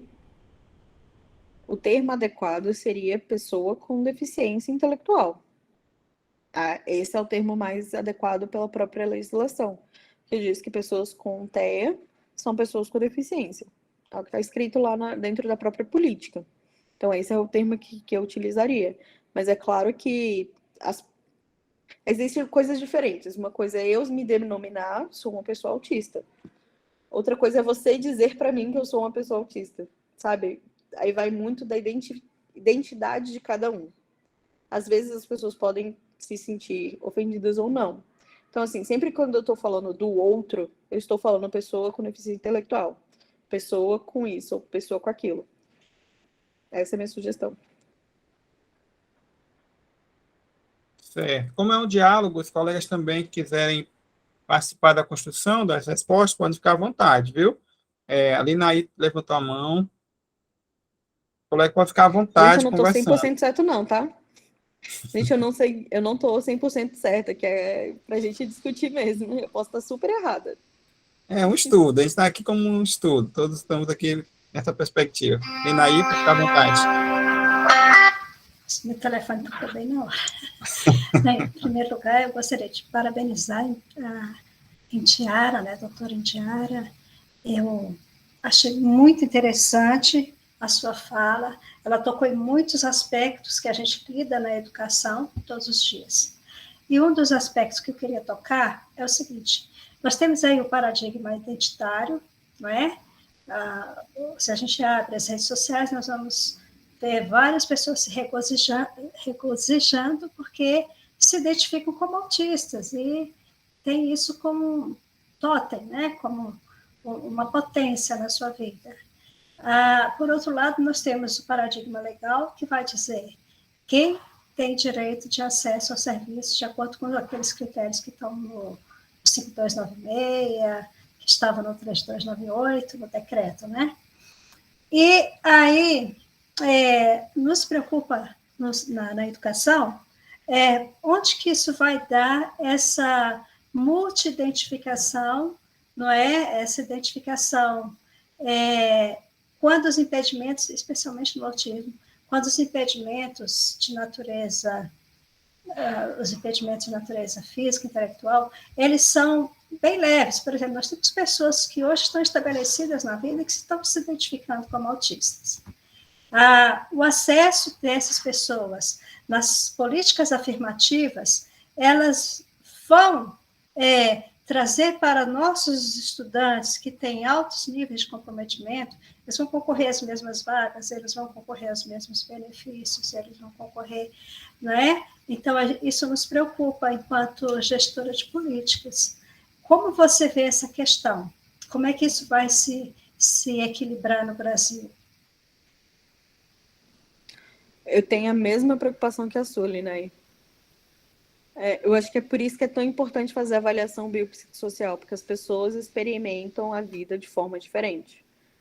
Eu vou falar até o exemplo do meu marido. Meu marido, ele hoje recebeu o diagnóstico de autismo, só que ele é uma pessoa super adaptada à vida dele, inclusive saiu no relatório que ele é adaptado. Então, ele não se encaixaria para nenhuma política pública. E eu não acho que deve se encaixar mesmo, porque embora seja uma identidade, identidade das pessoas de se dizerem autistas não deixa de ser um impedimento. Eu sou classificada com impedimento de autismo. E isso traz consequências para a sua vida diferentes, de acordo com a sua sociedade, etc. Então, eu concordo contigo de que a deficiência se expressa diferente. Eu preciso, enquanto política pública, novamente, dar ações equitativas. Então, eu tenho que dar mais vagas para as pessoas que tenham deficiência grave. Eu preciso dar mais vagas para pessoas com deficiência intelectual que não têm educação. Então, existem formas que precisam ser feitas, mas simplesmente ter o diagnóstico de sim ou que não é justamente um dos problemas que a avaliação biopsicossocial ela busca quebrar, porque eu estou dando uma gradação. E quando eu dou uma gradação, eu estou dizendo que eu considero que as pessoas têm vidas diferentes e por isso eu estou classificando diferentes para fins de política pública, mas isso não impede que a pessoa continue se autodenominando do jeito que precisa, se identificarem do jeito que elas quiserem, especificamente. Não sei, o que você acha, Linaí? Então, o que eu acho? O seu marido foi identificado com autismo. O meu marido é paciente renal crônico, que não está na legislação, mas que traz uma série de impedimentos para a vida social e laboral, né? Então, são questões que a gente precisa equacionar, porque se você tem de um lado o conceito amplo, que é o da convenção, você tem de outro lado um conceito muito restrito, que é do decreto 5296, que é o que é usado quando você vai acessar algum benefício, né? Mas vamos caminhando, ver onde que isso vai dar. Obrigada, muito obrigada. Obrigado, professora. Acho que a nossa... Pode falar. Pode falar, Diana. Eu só queria trazer que a gente tem que mudar a nossa mente, que é muito difícil, de que deficiência não é um diagnóstico. Deficiência não é um CID, deficiência não é um diagnóstico. Deficiência é uma situação das pessoas na sua vida cotidiana que inclui um diagnóstico. O diagnóstico é um dos pontinhos dentro dessa avaliação e é um das condições. É claro que se você tirar o diagnóstico, eu participei de muitas discussões acaloradas. Se eu tiro o diagnóstico disso, eu estou dizendo que aquela pessoa tem uma vulnerabilidade social. A vulnerabilidade social ela não deixa de existir. A diferença é que na deficiência eu tenho um diagnóstico, que soma-se a ela. Rosana? Tá, a professora Rosane Ferreira. Não sei se a professora Marisol quer falar também depois. A professora Rosane, com a palavra. Boa noite. Eu lembrando, escutando tudo isso que eu escutei hoje, eu ganhei o dia, professora. A senhora foi felicíssima nas colocações e eu me reporto ao Paulo, lembrando do período que a gente implantou o serviço de avaliação biopsicossocial na Prefeitura de São Luís. Lembra, Paulo?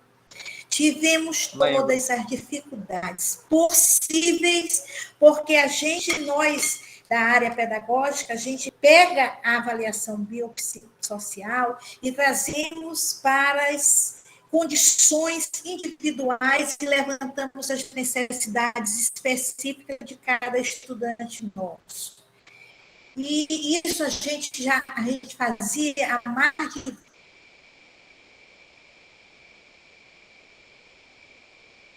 20 anos atrás. Eu acho que Paulo lembra quando ele entrou na prefeitura para que a gente pudesse fazer esse serviço. Professor, maravilhosa sua fala, só fez cobrar de Estado da educação, na área de educação especial com as minhas colegas, e dizer que esse é um serviço que nunca vai poder estar separado da educação. A gente tem muita resistência. Isso é todo o tempo, não tem período nenhum que a gente não tenha resistência com relação à avaliação para reconhecimento das necessidades educacionais específicas, para no CIF a gente poder fazer jus ao modelo social de deficiência. Então, primeiro a gente tem que entender os paradigmas. Eu só começo a minha aula diferente da sua, porque eu começo dos paradigmas e mostro como é muito perverso o paradigma da integração, que é o mais perverso para mim, que ele se confunde com inclusão, e aí eu entro de toda a fala que a senhora fez. Muito obrigada. Na tarde de hoje foi coroada. Agradecer às minhas colegas que escreveram que eu estava sem tempo lá na SEDUC, Marinilce, e dizer que eu ganhei a tarde. Obrigada, professora. Vou continuar assistindo tudo que vem construído a partir de você. Obrigada, Paulo. Muito bem, obrigado, senhora Rosane. Realmente, tivemos aí um período muito bom aí na prefeitura de São Luís, vários embates e construções que eu acho que se ressignificam, né, com o tempo. O Leilson, ele tem uma pergunta aqui, não sei se a professora Marisa Uol queria falar, que eu percebi que ela ligou o microfone. A senhora quer falar, professora? Quero, Paulo. Eu estava esperando ver se alguém falava. Fique à vontade. Quero agradecer também ao convite, né, e a essa oportunidade. E como diz a minha colega Valdelúcia, essa experiência formativa, né, que estamos tendo aqui. E para um assunto tão importante quanto a avaliação, né? A avaliação, de fato, é uma situação bastante, vamos dizer, complexa, né? Porque nós, na área pedagógica, né, eu sempre, quando trabalho com essa questão da identificação, né? Eu sempre digo para os meus alunos que nós devemos ter muito cuidado para não generalizar, né? Porque a pessoa que tem uma deficiência não significa que ela seja exatamente igual àquela que tem a mesma deficiência, né? Por outro lado, também é uma situação que eu entendo que nós devemos ter parâmetros, como, por exemplo, a questão de assegurar direitos, né? O fato de o BPC e outros tantos direitos que são assegurados para as pessoas que têm algum tipo de deficiência. Então, eu penso que a gente levantar esses questionamentos, e também porque às vezes eu encontro, né, em palestras e cursos que a gente ministra, e também às vezes o aluno, a necessidade que eles têm de ter um diagnóstico, né? Então, o aluno vai ensinar como tem que ter aquele diagnóstico, né? Eu discuto muito isso, mas às vezes a gente não consegue muito mudar, né? Então, eu gostaria de perguntar exatamente isso, como que você vê essa questão dessa necessidade, né, de um diagnóstico.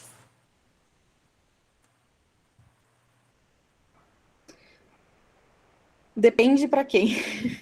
Eu acho que a necessidade de diagnóstico é muito necessária para as pessoas e se identificarem enquanto sujeitos dentro dos seus cotidianos. Eu falo isso porque é muito do que você quer fazer com isso. Mas aí, quando a gente está olhando na perspectiva da educação, por exemplo, o diagnóstico é uma parte, mas assim, ter o diagnóstico é ter o diagnóstico. E isso você vai se identificar. Para o seu médico, é ótimo você ter um diagnóstico que ele vai preparar um tratamento para você adequado com a sua característica. Mas enquanto educação, o diagnóstico é isso, mas o que esse diagnóstico se manifesta na sua educação para eu fazer uma estratégia para a sua educação ficar melhor. Então, às vezes, a gente aprendeu enquanto sujeito, inclusive dentro da faculdade, que assim, o diagnóstico é essencial para você fazer qualquer coisa na sua vida. Mas aí, nos últimos 20 anos, a gente está quebrando o diagnóstico é só mais uma coisa. Para a política pública, ele é importante para isso. E aí uma pessoa colocou aqui, a Sharon, o TEA é um diagnóstico de alto impacto. Queria que fosse diferente, mas não é. Dependente do nível de suporte. Depende. O diagnóstico de TEA se reflete diferente em cada uma das pessoas. Por isso que é um espectro. Não é simplesmente vai acontecer isso com você e pronto. Cada um tem uma manifestação diferente do TEA. E ele é um diagnóstico e, por causa desse diagnóstico, ele é considerado uma pessoa com deficiência por conta de uma política específica disso. Mas mesmo se não tivesse uma política específica disso, ela também seria uma pessoa com deficiência porque tem uma manifestação, tem uma perda de funcionalidade, tem todas as outras características das demais pessoas com deficiência. Assim, diagnóstico é uma coisa, avaliação para políticas públicas é outra. Por isso que a gente tem que quebrar um pouquinho disso aos poucos. Obrigada. A Lorena está com a mão levantada. Pode falar. Depois a Lorena comenta. Pode ler. Como foi seu olhar, a sua observação e sua experiência nesse período pandêmico ocasionado pelo vírus da Covid-19, no contexto da educação para crianças, para alunos com necessidades educacionais específicas? Eu fiquei surpresa, porque algumas universidades, elas conseguiram lidar muito bem com montar guias para educação, né, para pessoas com deficiência, como montar slides, como fazer uma aula interativa, como usar libras, como isso, como aquilo. Então, as universidades especificamente, elas conseguiram pensar estratégias. Enquanto a educação básica, ensino médio, não foi da mesma forma. Tem um estudo agora que vai sair da Universidade de Brasília, da outra pesquisa de Covid, que ela mostrou que as pessoas abandonaram as escolas. Saíram da educação porque não tinham como participar da aula.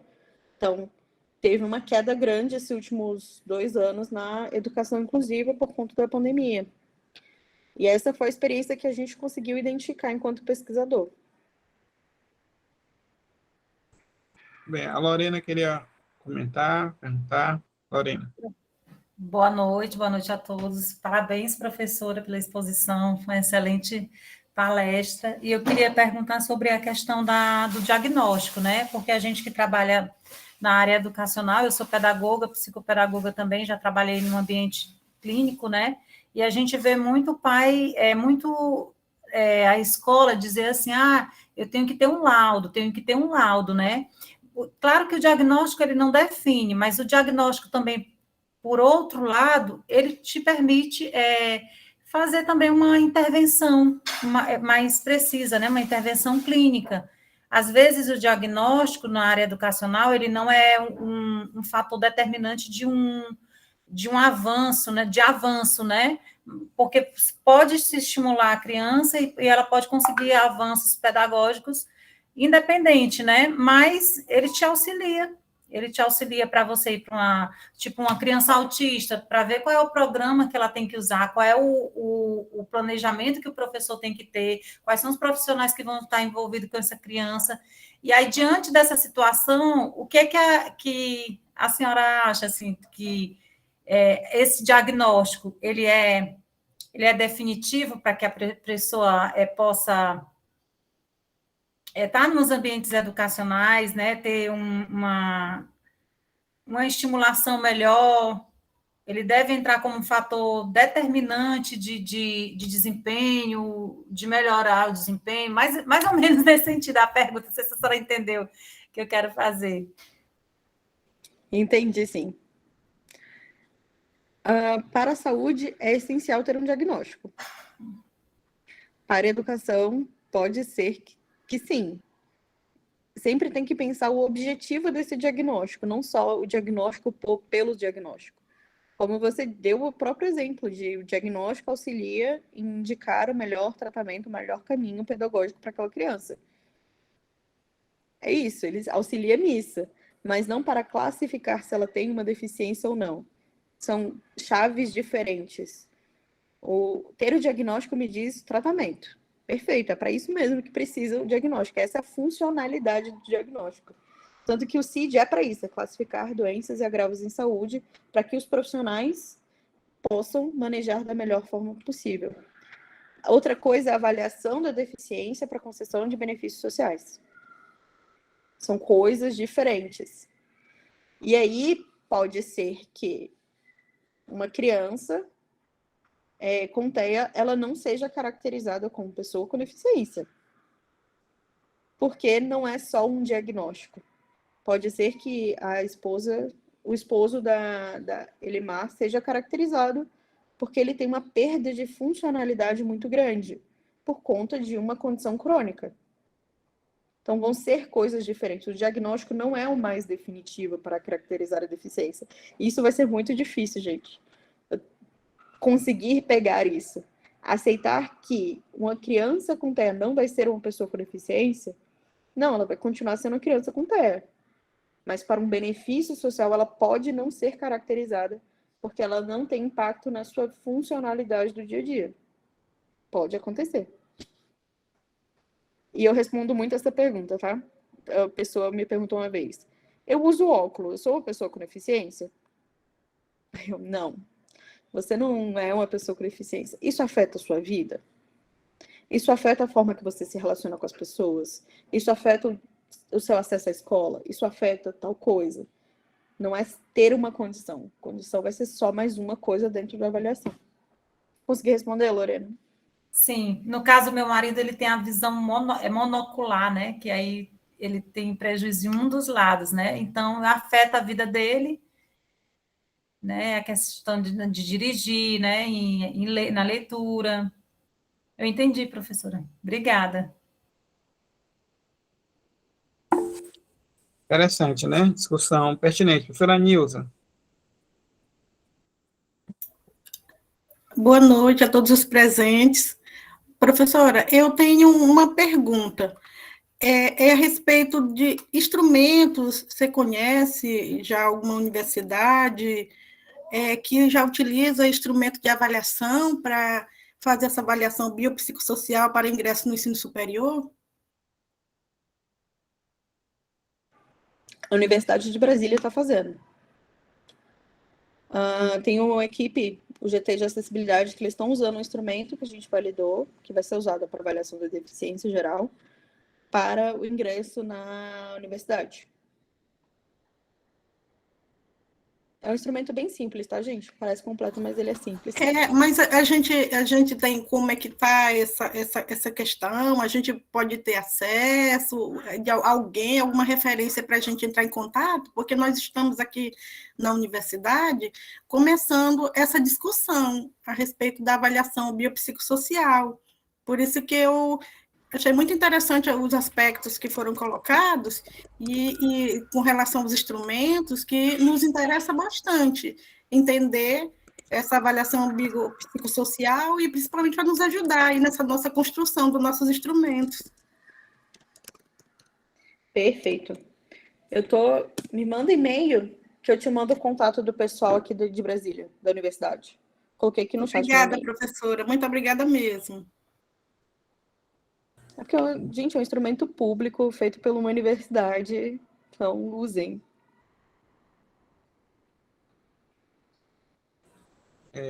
Quantas pessoas ainda quiserem participar, seja bem-vinda a professora Rosana, também da equipe do MEC, chegando na mudança de turno aqui com a professora Lina aí. Então, tem muitas Oi, parabenizações. Paulo, boa noite a todos. Tudo bem, professora? Seja bem-vinda. O pessoal está parabenizando aqui no chat, e é uma discussão bem pertinente. Eu queria conversar contigo um pouquinho, Indiara, como é que tu está visualizando essa articulação aí desse bio, né, essa parte médica que não sai, né, importante também, com essa área mais educacional, né, essa visão também mais social. Como é que tu percebe esse diálogo entre essas áreas e perspectiva de futuro, né? Como é que tu consegue conceber aí a educação contribuindo, participando mais desse processo de avaliação da deficiência? Hoje eu não vejo nenhuma comunicação. Hoje a avaliação é centrada num ministério específico chamado INSS, e ele não conversa nem com a saúde. Então, assim, sendo bem direta. E são profissionais médicos que estão lá dentro, e assistentes sociais, que estão lá fazendo a avaliação do melhor jeito possível, que aí é um trabalho que eles fazem. Só que na decisão que foi tomada no final do ano passado, que eu não concordo, inclusive a gente fez um seminário todinho mostrando que a gente não concordava, eu e mais de 30 pesquisadores brasileiros, que a avaliação biopsicossocial ela vai ser feita pelo INSS, do jeito que o INSS faz as demais coisas. Então, você imagina como vai ser a comunicação com as demais políticas públicas. Esse é um problema. E a proposta inicial era que a educação fosse para avaliação biopsicossocial. Essa era a proposta da UNB quando fez o instrumento. É que a gente sentasse, pegasse as pessoas da saúde, pegasse as pessoas da assistência social, pegasse as pessoas da educação, qualificasse todos esses profissionais para que eles realmente fossem uma avaliação biopsicossocial, montasse um sistema unificado, de verdade, intersetorial, e aí você fazia avaliação bio. Que, inclusive, tem várias perguntas que são essenciais para a educação. De comunicação, a avaliação da pessoa tem alguma similaridade com o Numenese? Deixa eu só terminar e eu respondo a Gilcene. E essa era a perspectiva inicial, de que todas as políticas pudessem realizar isso e se comunicar entre elas, por isso que ia ter uma interoperabilidade, que é a comunicação entre as políticas públicas. Então, essa era a proposta inicial. Eu imagino, assim, a educação é essencial na avaliação. Essencial, porque se o nosso grande problema hoje, evidenciado por todos os nossos dados brasileiros, que não são muitos, mas são bons, é que a educação é justamente o problema que a gente está falhando. Aí eu sempre falo, essa semana eu estava avaliando um documento para a Fiocruz, a criança nasceu, uma criança com uma condição crônica, com condição genética, precisa de estimulação precoce. De 0 a 3 anos ela está ali na saúde, 4 anos ela vai para a escola. E aí o resto? Cadê as outras políticas públicas? As primeiras políticas públicas que precisam de cuidar dessa pessoa é saúde e educação. E saúde tem que andar junto com a educação, porque é a saúde que elabora laudo, para que justamente a educação possa fazer seu trabalho, que para isso que o laudo serve, e assim a gente vai construindo a política pública. Então, para mim, dentro da avaliação biopsicossocial, tinha que ter educação, tinha que ter pedagogo, tinha que ter os outros profissionais para poder realmente ser uma coisa integral. Mas há um movimento de resistência, de tentar mudar isso ainda? O que tu percebes? Estamos resistindo. Estamos resistindo, desde o dia da publicação do tal do GTI. Assim, eu vou explicar de forma bem geral. Tinha um GT gigante, um comitê nacional, com 20 políticas públicas, que estava se reunindo, construindo um instrumento. E o que aconteceu? O INSS chamava Secretaria da Previdência. Não lembro agora se mudou o nome. Mas, enfim, eles sempre diziam que tinha um instrumento, A gente chamava para discutir, eles falavam, tinha um instrumento, mas não mostrou, nunca mostrou. E aí, chegou 2021, de 2017. 2021, eles apresentam tal desse instrumento que ninguém viu, que ninguém discutiu, que ninguém colaborou.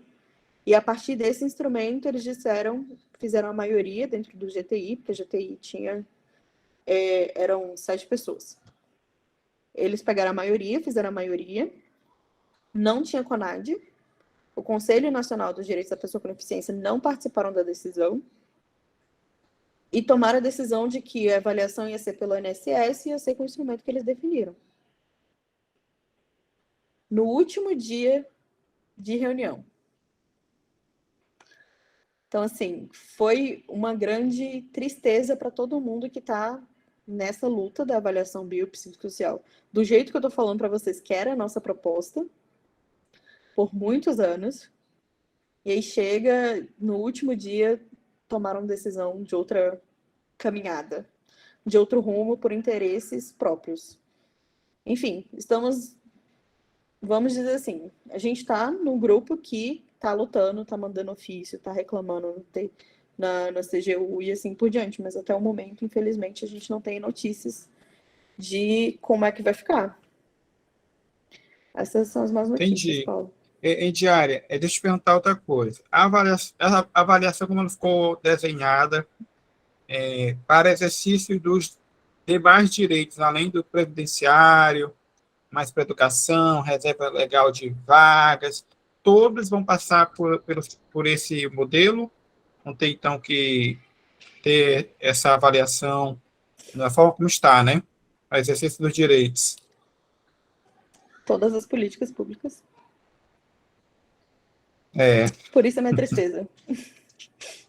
Que o impacto Todas é as muito políticas vão fazer grande, né? A educação, principalmente.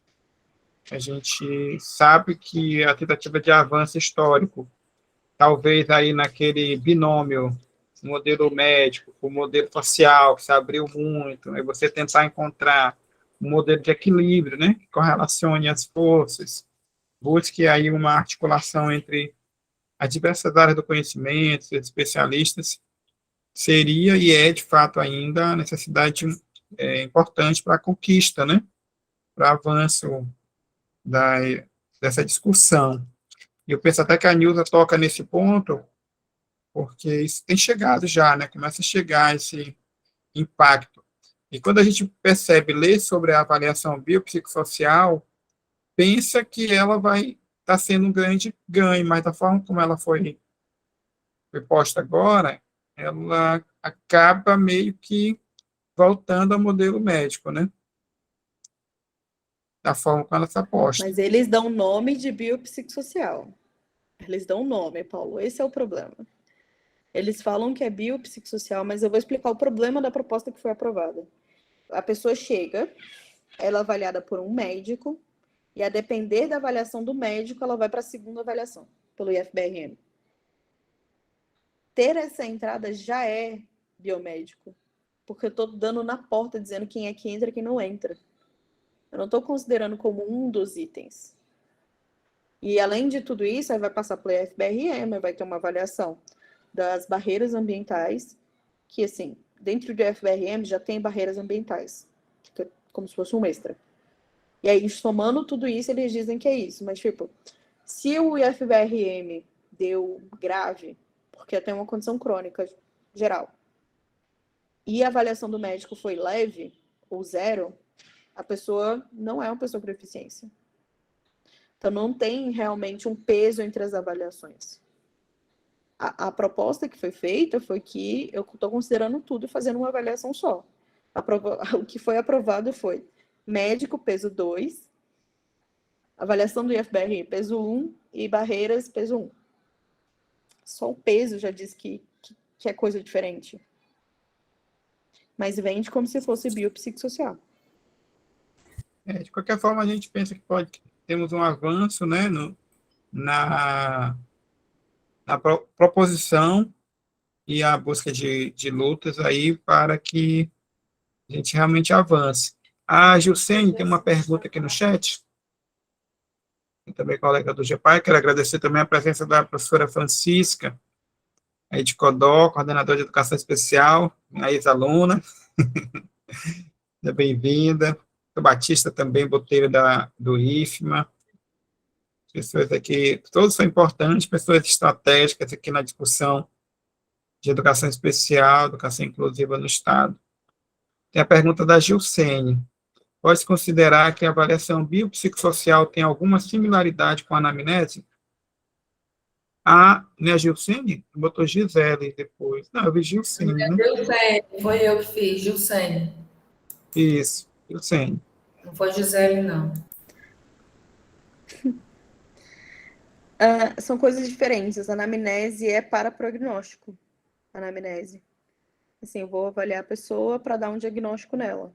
Na avaliação biopsicossocial, eu vou te perguntar várias coisas da sua vida. São 8 eixos. Você consegue votar? Você consegue lavar louça? Você consegue fazer comida? Você consegue se comunicar? Você consegue fazer contas? Então, assim, são várias atividades nesse sentido, mais da funcionalidade mesmo. Limpar uma casa, fazer contas, consegue adquirir coisas, fazer compras online.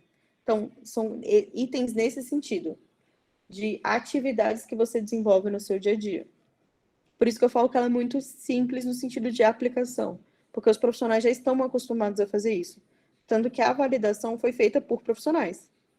Não foi nem pela gente da universidade. Assim, os profissionais fizeram avaliação de acordo com o seu cotidiano. Tinha muito pedagogo, tinha fisioterapeuta pedagogo, muito psicólogo, psicopedagogo. Então, todos os profissionais, eles estavam muito bem envolvidos e foi muito bacana. Então, gente, coloquei aqui no chat o link do relatório final do GTI que eu tô falando, tá? São 23 documentos, são 14 documentos, que aí tem todas as propostas, tem o relatório, tem o histórico, tem o resultado final, tem tudo lá disponível. Sim, tudo isso que eu tô falando tem referência, tá, gente? Não tô falando só da minha cabeça. Paulo? O online é interessante, né? Tem gente chegando aqui, entrando. Querido, Diário, eu queria agradecer, assim, a tua colaboração nesse momento de conversa, de estudo. Eu espero que a gente tenha plantado uma semente de curiosidade nas pessoas que estão aqui, de interesse em estudar mais, a gente se mobilizar também em torno dessa temática, né? Dizer que nem todo mundo assinou a frequência, só tem 46 assinaturas e a gente já teve aqui 75 pessoas presentes. É mais para a gente poder saber quem estava. Eu vou colocar no chat de novo aqui a frequência. O próximo estudo que a gente está pensando em tratar é sobre dupla excepcionalidade ou dupla condição. É uma questão também que está chegando aí com força. A gente precisa compreender um pouco que não é a mesma coisa de deficiência múltipla. Essa é uma outra temática, mas que também pode se relacionar. A gente está conversando com a professora Rosimeire, que é da UFSCar, que ela tem um trabalho bem interessante, ela é da área educacional, e aí eu já quero que vocês comecem a se programar. A gente está pensando, depois do feriadão aí do dia 17 de novembro, a gente vai, de novo, passar informação para as pessoas. É importante que vocês preencham a frequência, porque a gente também pode enviar no e-mail o convite para os próximos momentos. E agradecer a presença de realmente todos e todas. Vamos estudar, né, pessoal? Vamos estudar, vamos dialogar nas nossas instituições, pensar os impactos práticos da questão, tá bom? E agradecer, desejar uma excelente noite. Não sei se alguém mais quer ainda falar um pouquinho, a gente ainda tem aí uns 5 minutos, e dá para alguma fala, ou a própria Diária, que quiser fazer uma fala de encerramento. Eu vou falar rapidinho.